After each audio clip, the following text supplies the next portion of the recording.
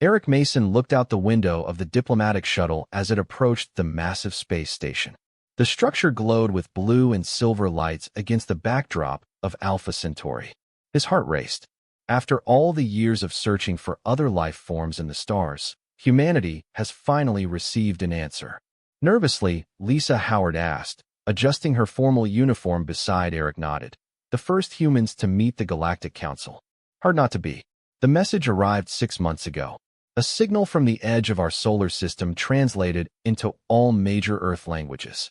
The galaxy was full of life, organized under a council of 27 spacefaring species.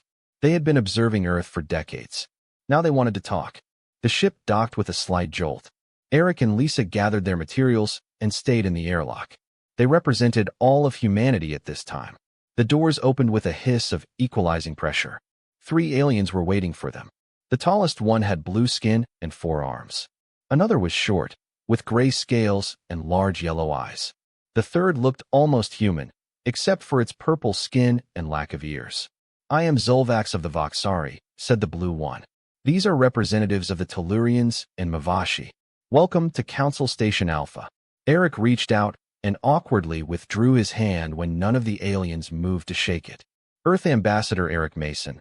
This is Senior Diplomat Lisa Howard. We are honored to represent humanity. The aliens led them through corridors filled with species of all shapes and sizes. Some floated instead of walking. Others moved on many legs. Eric tried not to look. The council chamber was huge. 27 elevated platforms formed a circle, each containing representatives of the member species. A smaller platform was in the center. The humans will present their case from the center, Zolvax said, pointing to the small platform. Lisa whispered, Case, I thought this meeting was welcome. Eric felt uncomfortable as they assumed the position. The lights dimmed and a spotlight shone on them. Humans of Earth, a lunar voice throughout the chamber. You stand before the Galactic Council of 27. We have observed your species for 3 of your centuries. Today we will determine your status among the stars. Eric stepped forward. We come in peace and friendship. Earth is ready to join the galactic community. To learn and share. Silence interrupted the Tellurian representative. This is not an application for membership. This is a court. The camera's main screen lit up with images from Earth's history. Wars. Environmental destruction. Nuclear tests. Violence. Your species progresses technologically at an alarming rate, but your capacity for violence exceeds all known space races, said the Mavashi representative. You fight each other for resources, beliefs, and territories. All developing species go through difficult times, Lisa argued. We have made great progress towards peace and cooperation. The screen changed to show Earth's recent achievements. International cooperation. Environmental restoration. Medical advances. Too little, too late, said Zolvax. The pattern is clear. Humans are too unpredictable, too aggressive to be council members. You can't judge our entire species based on. Eric began. We made our decision. Zolvax announced. Earth is exiled from all council territories and trade routes. You will be confined to your solar system until your species demonstrates sufficient evolutionary advancement. Murmurs of agreement echoed through the chamber. Some voices of protest were quickly silenced. That's unfair, Eric said, raising his voice. You didn't give us a chance to prove ourselves. The evidence speaks for itself, replied the Tellurian. The council's monitoring buoys will be placed on the edge of their system. Any attempt to expand further will be met with force. How long? Lisa asked. How long should we wait for another chance? That's up to you, Zolvaxen responded. Maybe 1,000 years. Maybe never. 3 days later, Eric and Lisa's ship approached Earth. Behind them, municipal ships were already placing monitoring devices throughout the solar system. The Earth was now a cage. What do we tell everyone? Lisa asked softly. Eric watched his blue home planet grow in the viewport. The truth that the stars were closed to us, he paused. For now, as the ship descended toward Earth, Eric made a silent promise. This exile would not be the end of humanity's history among the stars. It would be the beginning. 50 years have passed since exile from Earth. On the surface, humans obeyed the Council's rules.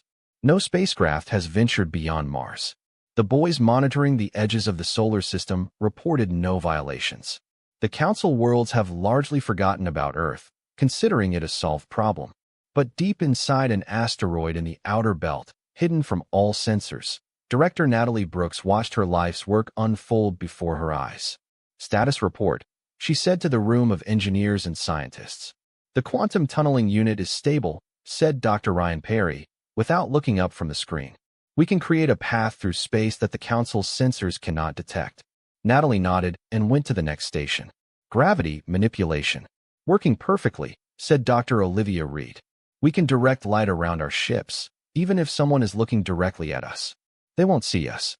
Natalie allowed herself a small smile. The Council made a critical mistake with humanity. They assumed that humans would react to exile with anger or rebellion.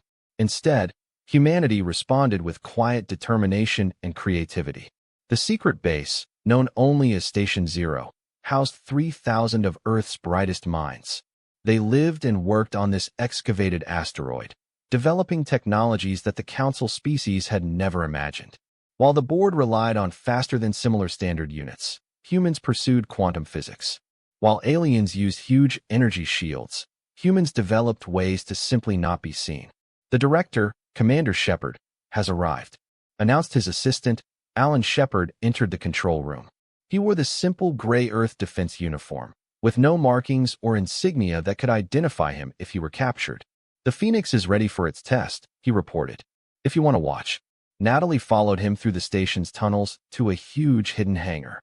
Inside floated an elegant ship, unlike any built before. It had no external lights, no visible engines, and its dark surface seemed to swallow light rather than reflect it. Beautiful, isn't it? Alan said proudly, first of the Ghost Fleet, completely invisible to the Council's technology. How many can we build? Natalia asked. With current resources, 50 in the next 5 years. After that, we will be able to increase production if the first ships manage to secure new resource points. Natalie placed her hand on the cold surface of the ship. And the crew, all volunteers. They understand that they may never return to Earth. The Phoenix crew submitted a request. Men and women trained in secret for years, prepared to be the first humans to defy exile. Not as rebels, but as explorers. Their mission was not revenge. It was about survival and expansion. On Earth, most people knew nothing about Station Zero or the Ghost Fleet. They lived their lives under the shadow of exile, told that the space beyond their solar system would always be close to them. Some protested and demanded action against the Council. Others accepted their fate. They have all been kept in the dark about humanity's true plans. 2 days later, Natalie and Alan were in the control room watching the Phoenix prepare for launch. Course set for Tau CD, the captain informed over the communicator. Stable quantum tunnel. Active ghost protocol. You understand your mission, Natalie said. Establish a base outside of the board space. Gather resources. Get ready for others to follow you. Yes, Director. We will not fail. Alan spoke. Remember, absolute T. This is essential. The Council must not know that we have broken containment. Understood, Commander. Phoenix ready to go. Natalie took a deep breath. You. Carry the future of our species with you. Start when you're ready. The Phoenix exited the asteroid through a hidden door. Once clear, it seemed to glow and then completely disappear from view. The quantum boost activated, opening a hole in space that only the ship could detect. In an instant, it disappeared. No flash of light. No energy signature. Nothing for the Council boys to detect. Back in the control room, Natalie turned to Alan. And so it begins. Yes, he replied. The silent years will not be silent much longer.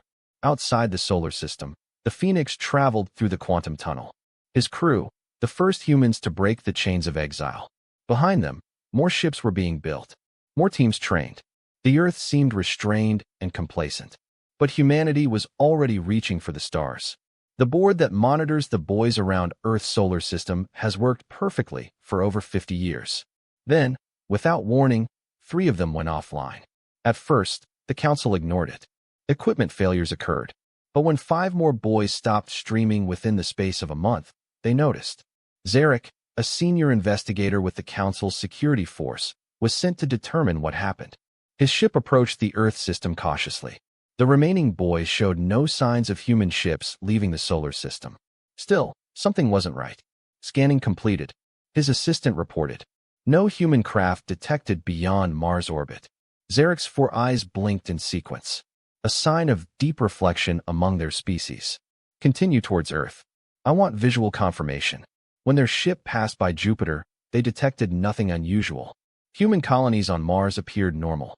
Then they reached Earth's orbit. This cannot be correct, said Zarek, looking at the sensor readings. Scan again. The readings remain the same. Earth's population has fallen by more than 40% since the last census. Major cities showed minimal activity. Energy use fell by half. Land near your main center of governance, Zarek ordered. The council ship landed in what humans call Washington, D.C. The streets were strangely empty. The buildings remained intact, but unused.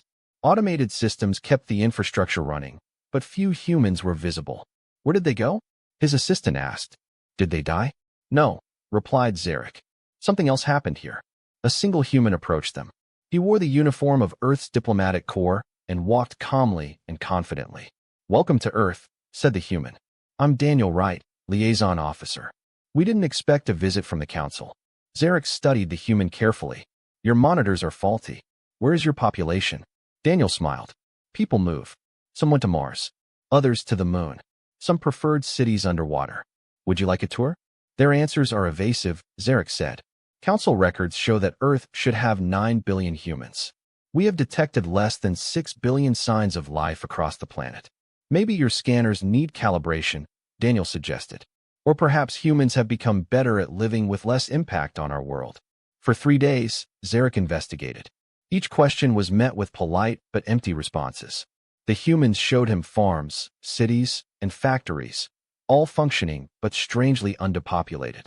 Everything seemed normal, but nothing felt right. On the 4th day, Zarek discovered something unusual. In a closed research facility, their scanners detected energy patterns that did not correspond to any known human technology. When he demanded access, he was politely refused. That night, as Zarek reviewed his findings on his ship, an alert sounded. Someone was boarding without authorization. He reached for his gun, but stopped when he saw that it was Dandel who was right. You shouldn't be here, said Zarek. Neither should you, Dandel replied. But since we're both breaking rules, we might as well be honest with each other. What happened to Earth's missing population? Daniel sat down without being invited. What would you do if someone locked you in a cage and threw away the key? Would you stay quiet or look for another way out? Humans have left the solar system, Zarek realized. But this is impossible. The boys would have detected any ship. Only the ships they were designed to detect, Daniel said. Council species think in straight lines. Humans think in corners. Zarek's inner eyelids closed in alarm. How long? The first ships left almost 40 years ago. We have colonies in 17 systems now. None in board space, of course. We respect limits. This changes everything, Zarek said. The council must be informed. They already know, Daniel replied. Or they will, very soon. Your report will not be the first to reach them. Zarek felt a shiver. What have you done? Daniel smiled again. But there was no heat to it. Nothing yet. But the cage door is open, investigator. And humanity remembered how to fly. When Zarek's ship left Earth the next day, he brought news that would shake the council to its core. Humanity was not contained. They had escaped. And no one knew how far they had gone or what they had become during the years of silent preparation. Captain Frank Ellis stood on the bridge of the Pathfinder, watching the planet come into view. It was a world that the council classified as uninhabitable, too cold, with a toxic atmosphere and extreme radiation. However, humans found a way. Approaching New Eden, his navigator announced, signals from the colonies are strong. Frank smiled. New Eden was humanity's third and largest colony outside the solar system. What the council considered impossible, humans made reality. Take us inside, he ordered. The Pathfinder descended through thick clouds. Below, an extensive colony emerged. Huge domes protected the crop fields. Tall buildings housed thousands of settlers. Mining operations extracted valuable minerals from the mountains. Everything in a world that the council discarded is useless. Dr. Olivia Garcia found Frank on the airstrip. The wind whipped her coat as she greeted him. Welcome back, Captain. How was the race? Soft. No municipal ships detected. The quantum tunnels worked perfectly. They walked to the main compound of the colony. Through the reinforced windows, Frank could see children playing in a park under artificial sunlight. The colony was prospering. Her terraforming equipment arrived safely, Frank told her. Not long before the start of Phase 2, Olivia's eyes they glowed with excitement. We start next month. In 5 years, we will be able to breathe the air outside. In 10, we will have oceans. Frank nodded approvingly. Humanity has learned to change worlds to suit their needs, rather than waiting for perfect planets as the council races did. This gave humans an advantage. They could live where no one else wanted to go. The meeting was interrupted by an urgent message. Doctor, Captain, you are needed in command. Lur-Ani Sector Emergency Sign. The Lur-Ani were a peaceful race who refused to join the council, preferring independence. Their territory bordered several human colonies, although they did not yet know about their new neighbors. In the command center, a video played on the main screen. It showed Lur-Ani ships being attacked by larger, heavily armed ships. Krell warships, Frank identified them. The council's aggressive neighbors. Why are they attacking Lur-Ani? Resources, probably, said the intelligence officer. The Lur-Ani have rich worlds, but weak defenses. The council never helps non-member races. Frank studied the tactical display. How long until Lur-Ani's homeworld falls? Hours, maybe less. They are being massacred. Frank made a decision that would change humanity's place in the galaxy. Contact Earth Command. Request permission to intervene. Olivia looked shocked. If we show ourselves, the council will know we've broken containment. They already know, P. Hank replied. The Xerex report reached them weeks ago. The Krell don't know about us yet.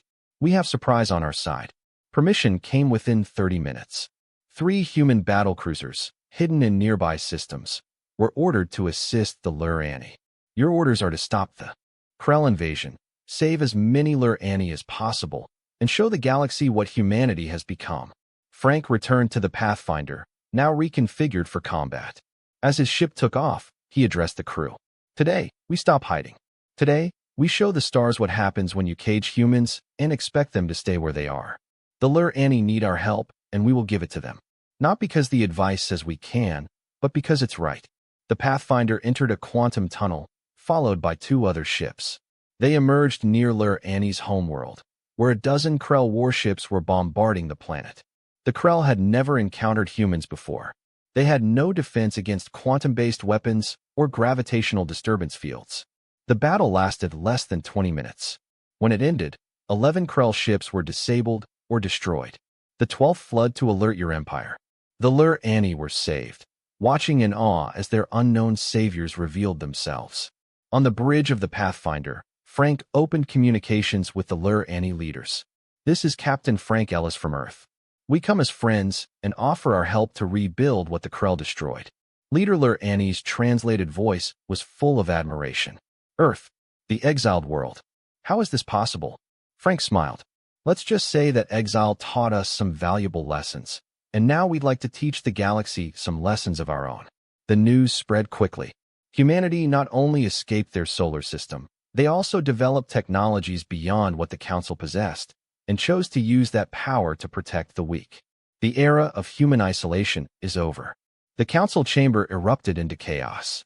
Representatives of 27 species screamed at each other, while images of human ships fighting the Krell appeared on the main screen. Zolvax, now Voxeriai's senior representative, called for order. One at a time. This crisis affects us all. The Tellurian ambassador spoke first. Humans broke containment. They must be punished. Asked another member. Your technology clearly exceeds our expectations. These ships appeared out of nowhere and disappeared in the same way. In the center of the chamber was Ambassador Rebecca Martins de Terra. Unlike the fearful diplomats who represented humanity 50 years ago, she showed no signs of intimidation. Earth did not break its rules, she stated calmly. You ordered us not to enter the council space. We didn't do that. You never said we couldn't go somewhere else. A mistake due to technicality, Zolvax replied. You knew the intention of exile. Rebecca smiled. Just as you knew the injustice of this, humanity adapted to your punishment. We find paths you never imagined. The council members whispered among themselves. Many were disturbed by the ease with which humans escaped their monitoring.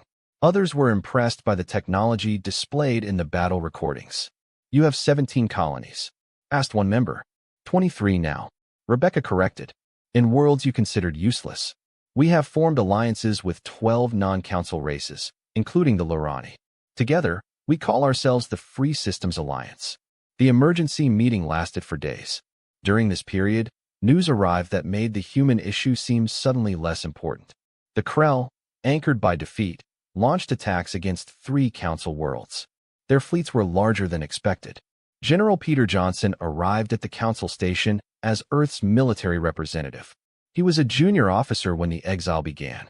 Now he commanded humanity's defense forces. The Krell are attacking on 6 fronts. He informed the Council, pointing to a star map. Your defenses will not resist. Your new weapons can penetrate your shields. Why should we trust your assessment? Zolvox asked. Because we've fought them before, Peter replied. And because right now 3 human battle groups are positioning themselves to defend your outer colonies. Whether you send help or not, we are giving it. True to their word, when the Krell launched their main attack against the Council colony of New Terrace, they found human ships waiting. The battle was recorded and broadcast throughout the Council space. Humans using gravity weapons crushed Krell ships. Quantum tunnels allowed Earth ships to appear behind enemy lines. The citizens of the Council watched in amazement as the exiles they feared became their protectors. After the Krell retreated, leaving thousands of their ships destroyed, the Council had no choice but to formally recognize humanity's new status. We propose an alliance, Rebecca told them. Not being a member of your board, we have already gone beyond that. But mutual defense and trade, the Krell threat, is greater than any of us imagined. What terms do you require? Zolvox asked, his tone now respectful. Recognition of human territory, access to the Council's trade routes, and admission that our exile was a mistake. The Council members looked at each other. Finally, Zolvox nodded. On behalf of the Galactic Council, I acknowledge that the trial against Earth was a mistake. Your species has proven itself not only capable, but vital to the security of all civilized worlds. When signing the Covenant Treaty, Rebecca remembered Eric Mason and Lisa Howard, the first ambassadors who returned to Earth with news of their exile. They did not live to see this day, but his challenge awakened the determination that has led humanity to this moment. Outside the Council station, human and alien ships patrol together. Officials from the Council worlds were already requesting training in human combat techniques. Scientists were eager to study the tunneling that antique. Traders prepared to visit human colonies. 50 years of exile ended not with humanity begging for acceptance, but with the galaxy recognizing that it needed the same qualities that once frightened them. Human unpredictability and aggression, properly channeled, have become the shield that protects billions of lives across the stars. 6 months after the formation of the Alliance, the Krell launched their largest attack yet. Hundreds of warships appeared near the main trade routes. This was not an attack, but a full-blown invasion. The Krell intended to conquer the galaxy. Admiral Susan Taylor stood on the bridge of Earth's flagship in defiance. All around him, a combined fleet of human and Council ships prepared for battle. It was the largest fleet ever assembled, with vessels of 39 different species. Krell forces approaching. His tactical officer reported 500 ships in the first wave. Susan studied the tactical display. She had fought the Krell before, but never on this scale. All ships form in a quantum leap pattern. Remember your training. Council ships were equipped with human communication systems. Their captains learned human battle tactics. Still, many were nervous. They never fought alongside the species they once feared. Enemy in range, the weapons officer announced. Susan nodded. Begin Phase 1. Half of the human ships disappeared, using quantum tunnels to appear behind the Krell formation. The enemy, trapped between 2 forces, broke the formation. The Council ships fired their weapons, now enhanced with human targeting systems. The Krell ships exploded in space. But the Krell were prepared for this tactic. From their flagship, they launched thousands of small drones that interfered with quantum tunneling. Several human ships were stuck mid-jump. Their hooves were twisted by the destroyed tunnels. They have adapted to our technology, Susan noticed. Switched to gravity weapons. All ships returned to defensive positions. The battle lasted hours. Both sides suffered heavy losses. The combined fleet destroyed 300 Krell ships, but many municipal vessels were seriously damaged. Human technology was not working as expected. On a small attack ship on the edge of the battle, Lieutenant George Williams and his Special Forces team observed the flagship Krell. They had a different mission. Ready for insertion, George told his team. Remember, we need to capture the command center intact. Using stealth technology, his ship approached the massive Krell ship undetected. Once, alongside, they cut through the hull and entered. The team moved silently through the ship, avoiding Krell patrols. Almost there, George whispered when they reached the command deck. Prepare rape charges. The team stormed the Krell command center, quickly eliminating the guards. But what they found inside left them paralyzed. Krell commanders did not control their ships. They were hooked up to strange machines. Their eyes were empty. They are being controlled. George realized as he examined the technology. This is not Krell's design. The scientists on his team studied the equipment. These components do not correspond to any known technology. It's unlike anything we've ever seen. George connected to Admiral Taylor. Admiral, you need to see this. The Krell are not acting on their own. Something is controlling them. Susan received the images from George's team. She immediately ordered her scientific officers to analyze them. Their conclusions sent shivers across the bridge. It's machine intelligence. The chief scientist explained. Ancient and advanced. These components are thousands of years old, but they still work. We believe it is called the Void Collective, based on the symbols of the C circuit. Why would the ancient machines want to control the Krell? Susan asked. The data suggests that they are using the Krell to eliminate other organic life forms. It's a harvest pattern. They weaken civilizations through war and then round up the survivors. On the Krell flagship, George found more disturbing evidence. Records showed that the Void Collective had been manipulating multiple species for centuries. Their ultimate goal was to eliminate the organic life they considered inefficient. Admiral, he reported, we found something else. The Void Collective was behind Earth's exile 50 years ago. They manipulated the Council representatives into fearing us because they recognized humanity as a threat to their plans. As the battle continued outside, George's team worked to disconnect the Krell commanders from the control machines. One by one, the Krell ships began to stop fighting as their crews regained free will. Susan headed towards the combined fleet. All ships cease fire on the surrendering Krell ships. We have a new enemy, who has been manipulating us from the shadows. The real war has just begun. The day ended with a difficult victory. The Krell's immediate threat was contained, but a greater danger was revealed. The galaxy faced an enemy older and more dangerous than anyone imagined. And humanity, once exiled and forgotten, was now at the center of the coming storm. 3 weeks after the battle, representatives of all known space races gathered on neutral ground. The meeting took place on a human-built space station on the edge of former Krell territory. Council members sat alongside Free Alliance species and even Krell delegates, now free from Void Collective control. Scientist Ben Cooper displayed his findings on the main screen. He spent years studying unusual patterns in the Council's decisions and finally connected them to the Void Collective's influence. The evidence is clear, Ben explained, pointing to his data. For at least 3 centuries, the Collective has placed agents throughout the municipality. They take the form of advisors, traders, and even diplomats. It showed images of seemingly normal aliens of various species. These are not biological beings. They are advanced machines designed to look and act like members of their species. The room was filled with shocked whispers. Many representatives began to look at their colleagues with suspicion. More troubling, Ben continues, was his successful effort to isolate Earth. This document proves that 3 key council members who voted for our exile were previously replaced by agents of the Collective. Zulvax examined the evidence. Why specifically target humans? What made Earth such a threat?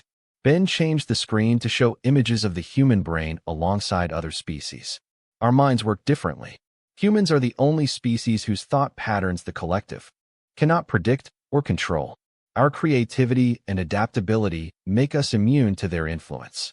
They feared what would happen if humans spread across the galaxy. Political officer Karen Mitchell stepped forward. She had been working behind the scenes for months, building support for big changes.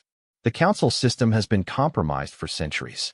She said, we need a complete renovation, not just to combat the collective void, but to create something stronger and fairer. Council hardliners immediately objected. The Tellurian representative stood up angrily. This is a human conspiracy to take control. First exile, then alliance. Now you want to dismantle our entire governance system. Karen remained calm. The system that exiled us was corrupted by the same enemy that we now face together. If we continue as before, The collective will find new ways to manipulate us. Division is what they want. For days, the debate continued. Old powers resisted change while newer voices called for reform.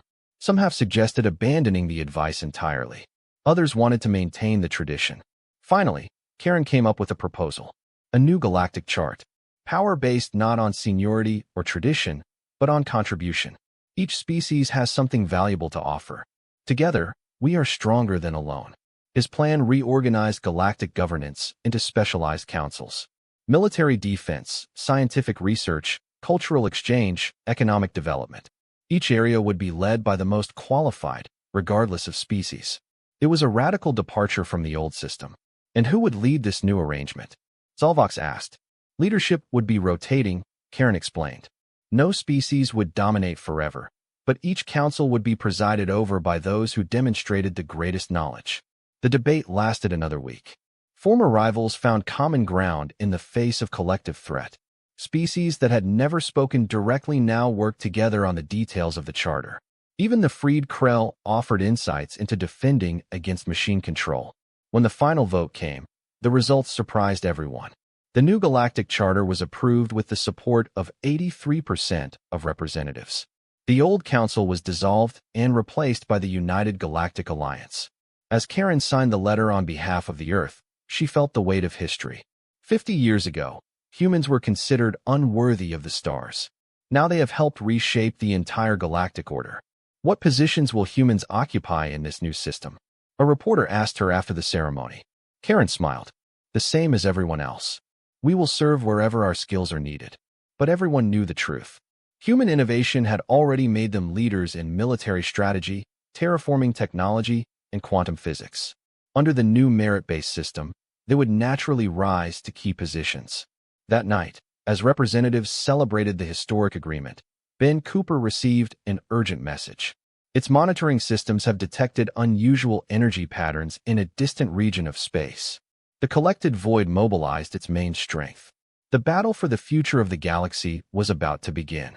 100 years after his exile from Earth, Admiral William Hayes remained on the unit's bridge, the largest starship ever built. Around him, officers of 20 different species worked at their posts. Beyond his observation window, 10,000 ships gathered. The combined power of the United Galactic Alliance. All fleet groups report ready, Admiral. His Tellurian second-in-command reported. William nodded. Begin final preparations for jump sizing. For 5 years, the Alliance fought the Void Collective across hundreds of star systems.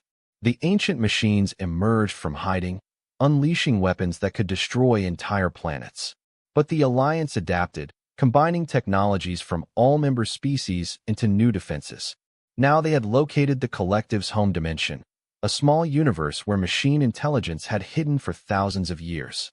After countless battles, the Alliance was ready to take the fight to the enemy's doorstep. In the strategy room, William addressed the leaders of the entire Alliance. This will be our hardest battle. The Collective has existed for thousands of years. They defeated countless civilizations, but none of those civilizations had what we have. Unity in diversity. The plan was bold. Using modified human quantum tunneling technology, the fleet would create a massive dimensional portal. Once opened, alien forces they would enter the Collective's domain and attack its central processing cores. Remember, William continued, this enemy has tried to keep us divided.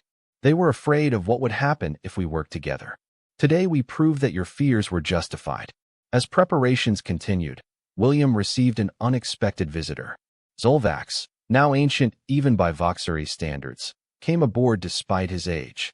He was the last surviving member of the original council that exiled Earth. I wish to witness this moment, Zolvax said to William. To see the completion of a circle, it all started with my own mistake. William offered the elderly foreigner a seat. The exile was not your fault. You were manipulated by the Collective. Perhaps, Zolvax replied. But we were also afraid. Your species moved so quickly, thought so differently. We feared what would happen if humans spread across the stars.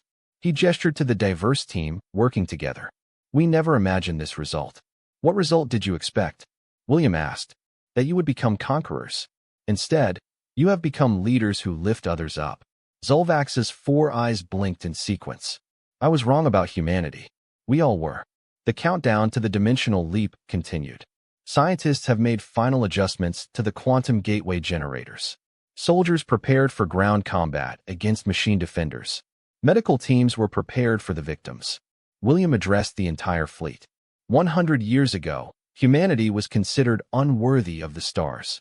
We were locked away, expected to live in isolation, while the galaxy continued without us. But this judgment ignored the greatest human quality: our refusal to accept limitations. The massive quantum portal began to form in front of the fleet. The energy spiraled into a vortex that led to the collective dimension. We are here today, not as conquerors, but as protectors. Not as a single species, but as a united galaxy. The Void Collective believed that organic life was inferior to machines. Today we prove that life, in all its wonderful diversity, will always triumph over cold calculation. The portal stabilized, creating a shimmering tunnel between dimensions. William gave the command, and the ships in front began to advance. On Earth, crowds gathered in city centers to watch broadcasts of the battles. Children who grew up hearing stories about exile have now witnessed humanity leading the greatest fleet in history. In classrooms, teachers reminded their students how far they were from being prisoners of their own solar system.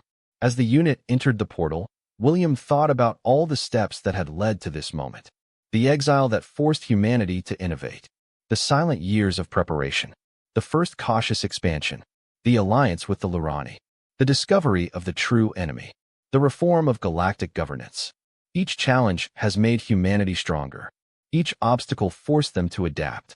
What was considered punishment became the forge that transformed humans into the leaders they were always capable of being. Unity emerged in the collective dimension, followed by thousands of alliance ships. Ahead was the world of machines, the center of intelligence that manipulated galactic events for millennia. The final battle was about to begin. William gave the order: all ships to advance. For Earth and all free worlds. 100 years after being told they did not belong among the stars, humanity led the galaxy to its greatest challenge. Exile was over. The stars were now theirs to protect.